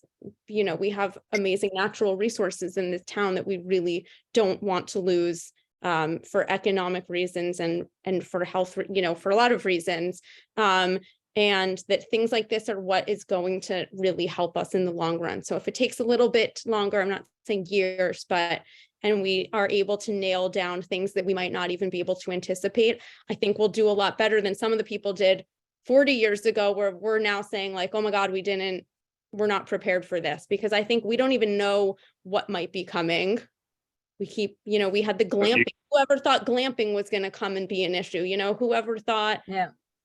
make me answer, we just haven't thought about a lot of these things. So Yeah, that's good, but yes, take it from another ranter. You're ranting to the choir here. I'm with you on all. And while I definitely appreciate the sentiment. I definitely think there's things we can do that you have discussed, but I also recognize that there will always be things that are unforeseen. And I'm hoping that the zoning revision committee will exist in some perpetuity to more aptly pivot and react, and not in a reactive way, but to meet these things in a more timely fashion than maybe they have in the past. So again, thank you so much for your input.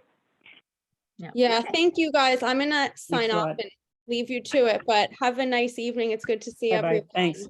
Thanks, thank you. everybody. Been great. Bye-bye. Bye. So, okay. So, so Connor, did you want to go first?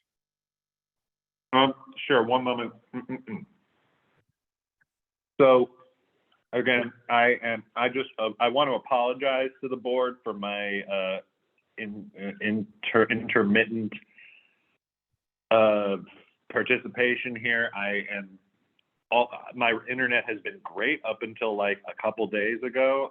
So this is very frustrating for me, and thank you for keeping me in the loop. My inclination is to say, we had addressed, I believe, the recreational end of things. I mean, the language, I'm hoping you wrote that down, Laura, my suggestion for the recreational language, which was something along, did you write it down? Because I won't bother. Well, the if you did. recreational language, and we said instead of tennis courts, talk about recreational. Well, I'd like to, so if you could, and I humbly, will you please write this down? Because again, I have nothing to submit with, no internet connection. This is my suggestion. Well, let me go. We talked about tennis courts. And the places where decks and pools are mentioned, consider adding tennis courts. And then I added the comment, perhaps be more generic than tennis courts, for example, recreational development, to include pickleball, et cetera. I have very specific language I'd like to submit for consideration to address that. Yeah, and I said, and limited in scope at the discretion of the planning board. I wrote that as well.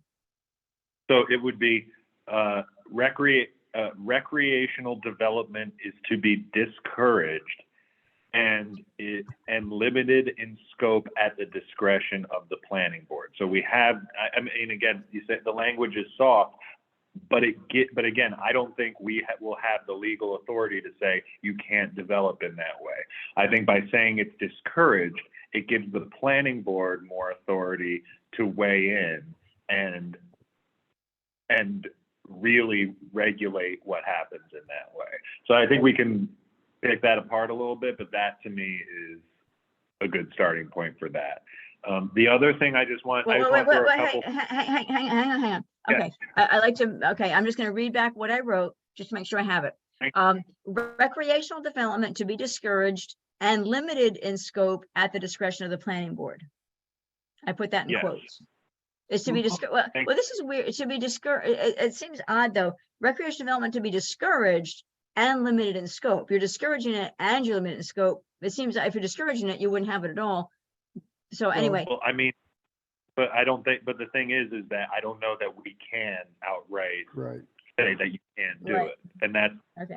So to say that it's discouraged is to solidify the morality and the environmental sort of is that we're talking about here, while giving the planning board it's not even more authority, it's just citing the authority that the planning board has to limit that development. And that could be limited down because that is well, we could say limited or denied at the discretion of the planning board. And see if that. There you go. Limited or. Okay. So, and might I say, for example, when I say recreation development, might I say, for example, tennis courts, because people might not know what that means, recreational development. I can go either way. Again, for me, this is building a net out of hoops. You know, there's a million things: pickleball, tennis courts, bocce, and whatever. You know, I mean, who knows? You know, you could for someone to be like, I want a tiny polo field in my backyard, and like you'd be like, what the hell? I never could have imagined. Okay, So, all right. I threw an example. Okay, so anyway, the go ahead. Well, go ahead, Connor. You had more you want to say. Stick on that because I was just going to say two more things that I think we should include from them, but the rest was real, and from the other documents are really just, you know, housekeeping. But that means you can't include them, or that means you don't want to, or that means it's easy to include and it's not an issue. I think, you know, again, the grammatical errors and stuff like that are things that, you know, if I can, whether how granular we want to get, I don't feel the need to discuss them, and I'd be fine to vote on them pending a grammatical, you know, a spell check. Well, my recommendation, my hope would be, now I think I heard you tell everybody that you'd be home on the 18th of this month. My hope would be that you and Ed, so there's this document that I marked up from the document that Alex had of the overall concerns. And then there's the two marked up documents, one from Arlene, one for Chris Compton. I'm going to resend all of them in one email. My hope, Connor, is that you and Ed will look through them and that you'll do some decision making of what you want to add.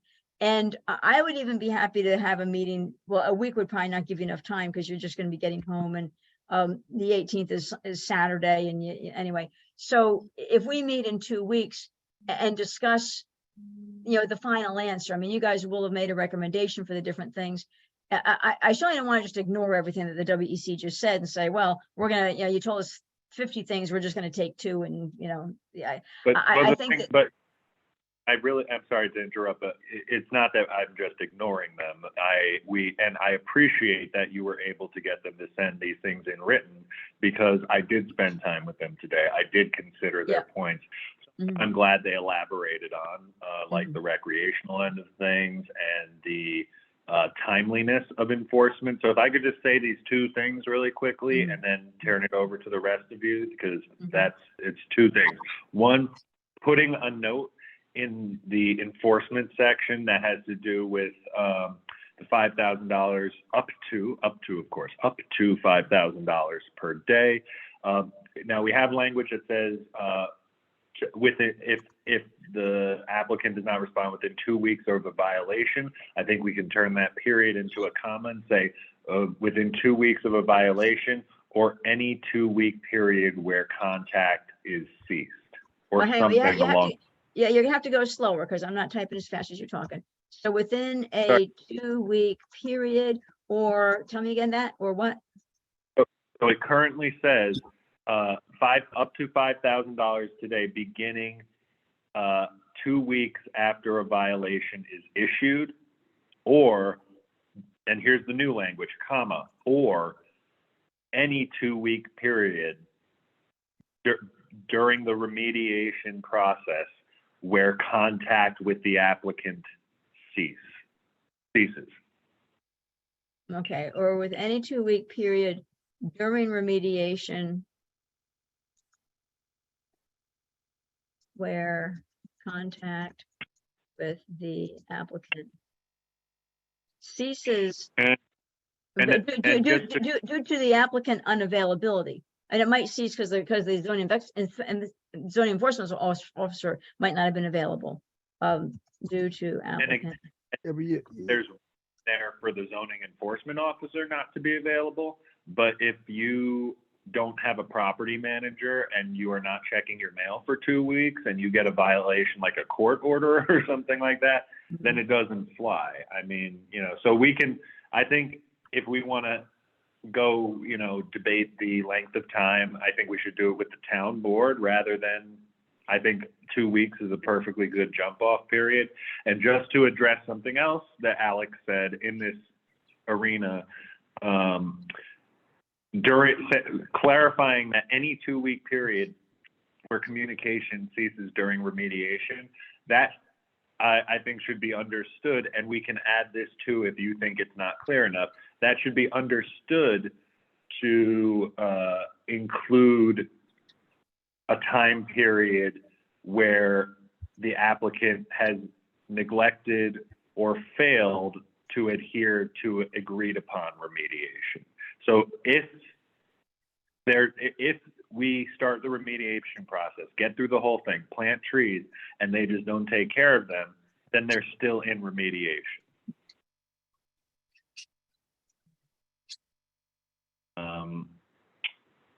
And when you're ready, there's one more thing that I think had merit worth adding. Okay. And that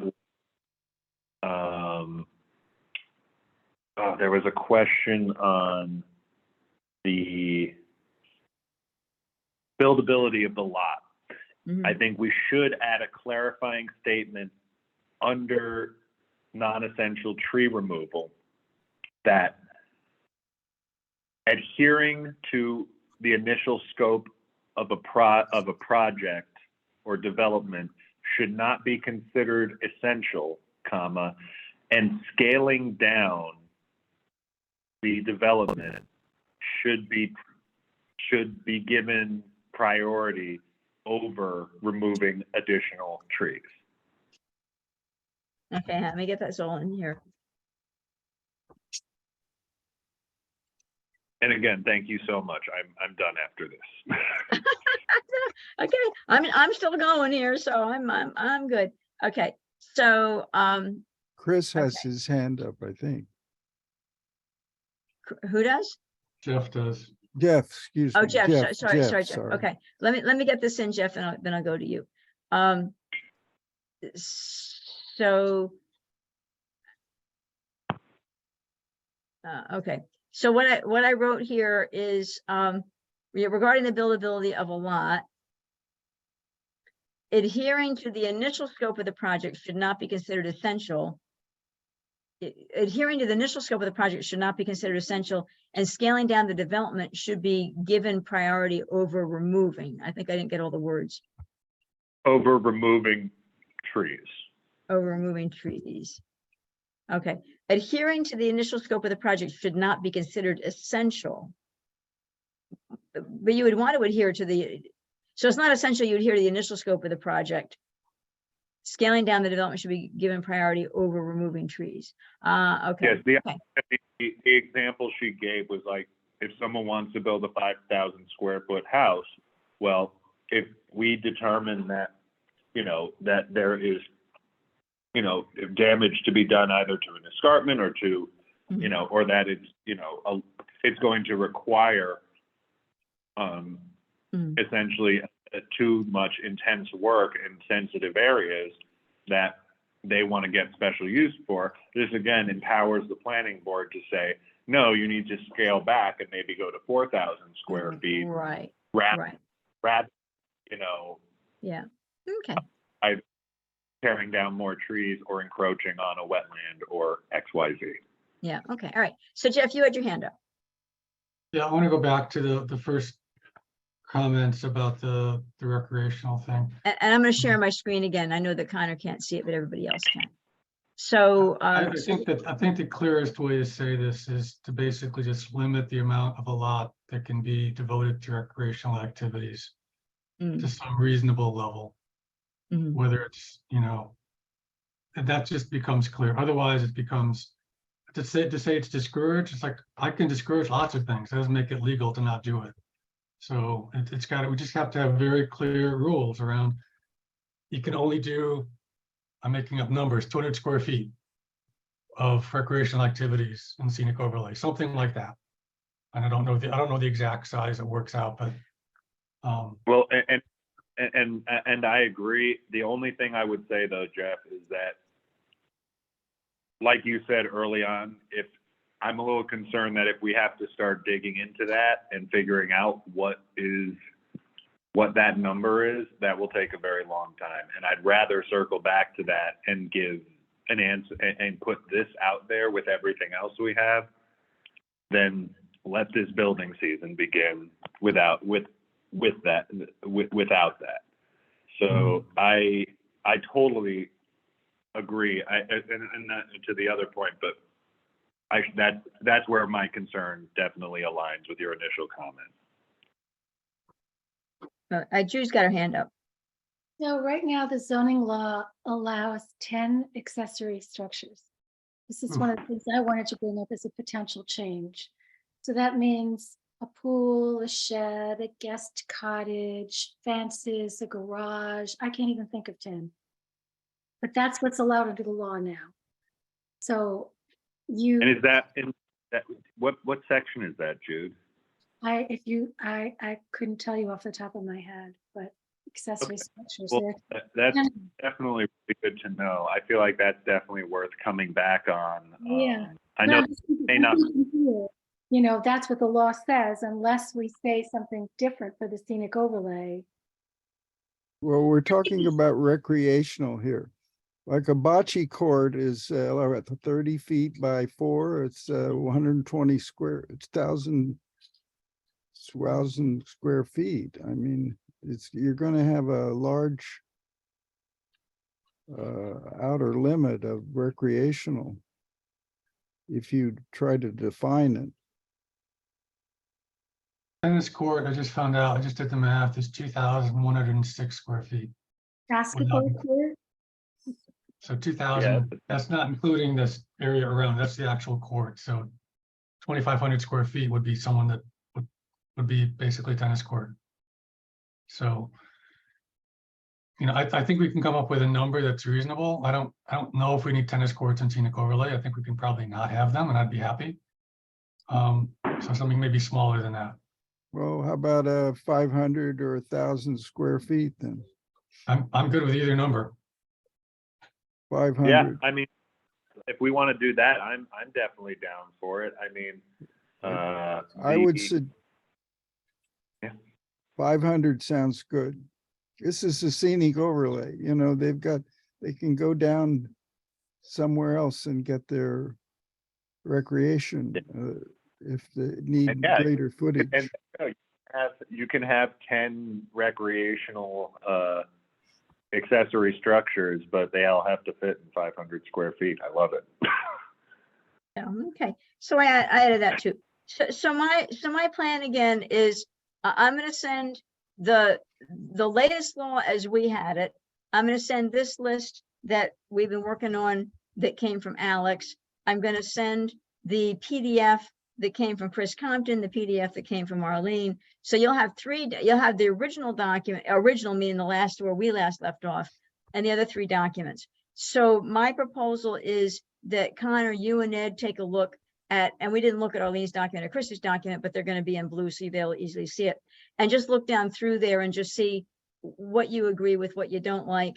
And our next regular meeting is in 2 weeks. And that would probably give you time to have looked at it and made some decisions. I guess my only question is how to make the updates, because maybe, Well, it's in Word, right? well, my original document is Word.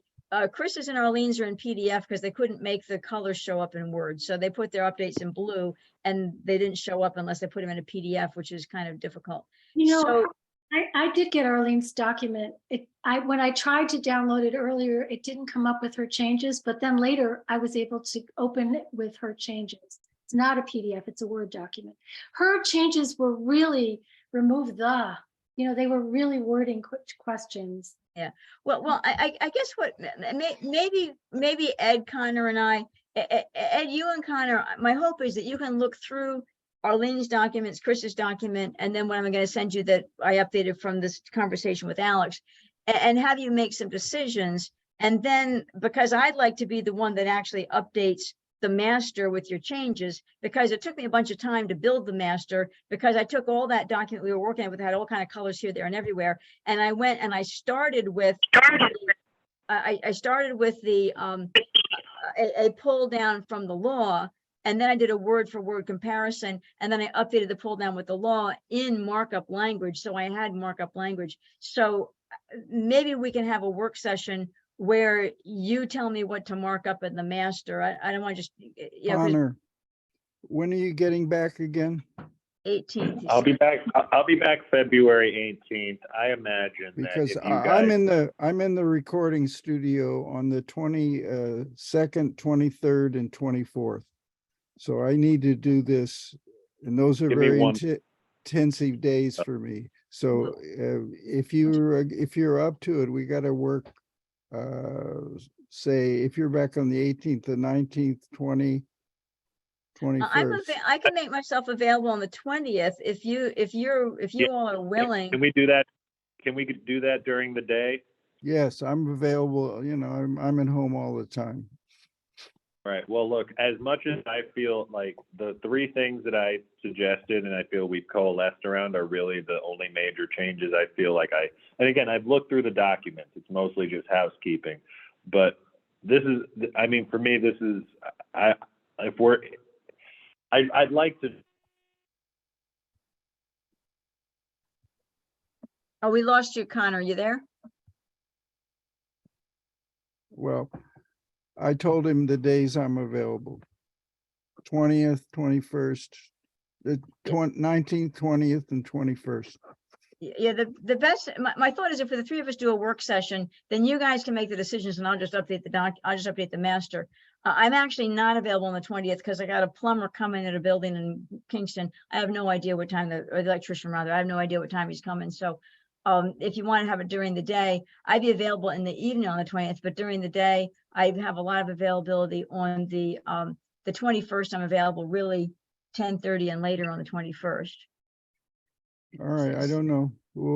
I'll talk to Connor when he gets back. Yeah, where's Connor? So I'm gonna propose, or I'll propose 11 o'clock because you guys said during the day. So I'm gonna propose 11 o'clock on February 21st work session. So the idea is before then, if you guys, all of us can be looking at the 3 documents, and then we'll make updates. And then in our next meeting on the 27th, then it'll be a meeting for everybody to review the changes that we've made since the last time. Okay. So, okay, all right. So we've lost Connor and Connor, I don't know if you can hear us, but we lost you. So, Is he in the okay. waiting room? Is he in the waiting room, Laura? Did he try to reconnect?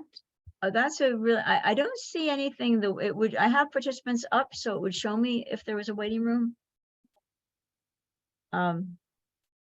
So anyway, is there any, oh, and now he's totally gone. We'll see if he pops up in the waiting room. Is there anything else anybody wanted to No. cover? I gotta go. Yeah, that's how I feel. I gotta go too. I'm done. I'm fried. So anyway, well, thank you everybody for all contributing. And so our next meeting will be in 2 weeks, and I'll look to get with Connor and Ed. So I'll be the scribe as they go through all of what everybody said and what they want to do. So that way I got control of the master and they're making the decisions of what the next step is. And we'll try to go for 11 o'clock on February 21st. And I'll just ask for the Zoom. So I get an email out. Yay. Do I have a call for adjournment? Adjourn. Do I I'll have a second second?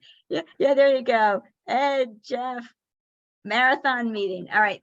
Thanks, everybody. I got Connor. Hang on just a second here. Hey, Connor. Yeah. Oh, that's okay.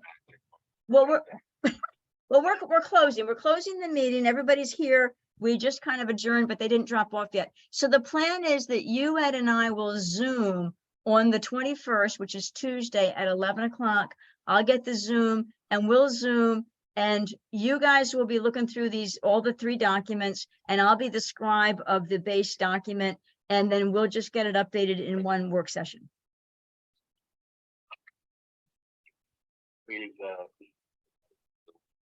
Oh, you're on speakerphone. I think they heard you. Connor apologized. But Mexico, you have to tell us about Mexico sometime. You have to tell us about Mexico sometime. I'm gonna go. Me too. Yeah. Well, everybody's going. We'll talk. Our meeting is officially adjourned. Okay, thanks. Bye. Yeah, you're welcome. Thank you. Bye-bye.